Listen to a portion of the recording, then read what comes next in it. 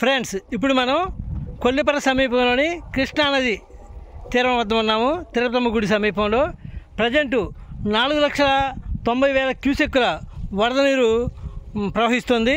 అయితే నాగార్జున సాగర్ నుండి 5,85,000 క్యూసెక్కుల వరద నీరు రావడంతో ఈ వరద మరింత పెరిగే అవకాశం ఉంది. ప్రస్తుతానికి లోతట్టు ప్రాంతాల్లోని పంటలకు పెద్దగా ఇబ్బంది లేకపోయినా 6 లక్షలకు జరిగితే లోతట్టు ప్రాంతాల్లోని పంటలని మునిగే అవకాశం ఉందని ఇక్కడ రైతులు చెబుతున్నారు. నా పేరు భీమవరపు కిషోర్ రెడ్డి. మాది కొల్లిపర గ్రామం. మేము లంకా పొలాలు 10 ఎకరాలు మిని వేసాము.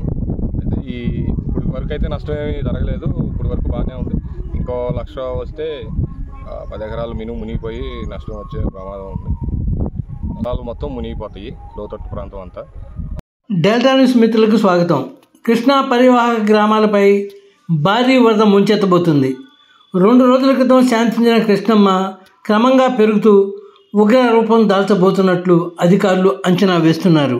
కృష్ణానది ఎగువ ప్రాంతాల్లో కురిసిన భారీ వర్షాలకు భారీగా వరద నీరు తరలి వస్తుంది. ఈరోజు ఉదయం 6 గంటలకు ప్రకాశం బ్యారేజీ వద్ద ఉన్న పరిస్థితిని కనుక ఒక్కసారి పరిశీలిస్తే 5,09,049 క్యూసెక్ల వరద నీటిని సముద్రంలోకి వదులుతున్నారు అధికారులు. ఈ నేపథ్యంలో మొదటి ప్రమాద హెచ్చరికను జారీ చేశారు ప్రాజెక్టు అధికారులు. ఇక ప్రకాశం బ్యారేజీకి ఎగువనున్న శ్రీశైలం ప్రాజెక్టు నుంచి 5,35,649 క్యూసెక్ల వరద నీటిని విడుదల చేశారు. అలాగే నాగార్జున సాగర్ ప్రాజెక్టు నుండి 5,84,737 క్యూసెక్ల నీటిని విడుదల చేయగా పులిచింతల ప్రాజెక్టు నుండి 5,77,626 క్యూసెక్ల వరద నీటిని దిగువకు విడుదల చేస్తున్నారు అధికారులు. పైనుండి వస్తున్న వరదను గనక పరిశీలిస్తే 2వ ప్రమాద హెచ్చరికను దాటి వరద వచ్చే అవకాశం ఉన్నట్లు అధికారులు అంచనా వేస్తున్నారు. ఇప్పటికే లంక గ్రామాల ప్రజలు పడవలపైనే రాకపోకలు సాగిస్తున్నారు.